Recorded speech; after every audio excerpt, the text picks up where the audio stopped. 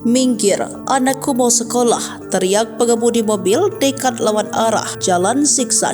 Sama Pak, lihat yang lain Pak.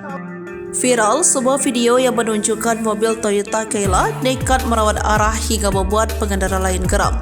Video pengemudi mobil nekat lawan arah tersebut viral di media sosial setelah diunggah oleh akun Facebook komunitas Dashcam Indonesia pada Minggu 10 Maret 2024. Dalam video terlihat mobil berwarna hitam memaksa menghindari kemacetan dengan cara melawan arah yang tentunya membahayakan pengguna lainnya. Saat lawan arah, Cayla itu berhadapan dengan mobil yang menggunakan kamera dashboard yang melintas di jalur yang sebenarnya. Mobil itu pun sempat terlihat melakukan manuver agresif dengan berjalan zigzag untuk menghindari mobil yang ada di depannya. Kemudian pengemudi mobil yang melaju dari arah sebenarnya pun sampai membunyikan klakson panjang untuk memberikan peringatan. Pengemudi mobil Toyota Cayla terpaksa melawan arah lantaran sedang mengantar anak sekolah.